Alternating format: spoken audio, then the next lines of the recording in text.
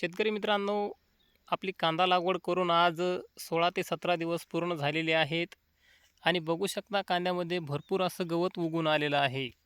त्यामुळं आपण आज तणनाशकाची फवारणी या कांद्याच्या पिकामध्ये करत आहोत. त्यामध्ये आपण यंदा UPL कंपनीचं आज्या हे तणनाशक वापरलेलं आहे. दरवर्षी आपण टर्गा सुपर आणि गोलची जोडी वापरतो. मात्र यंदा हे नवीन तणनाशक आपण कांद्याच्या पिकामध्ये फवारणी केलेलं आहे.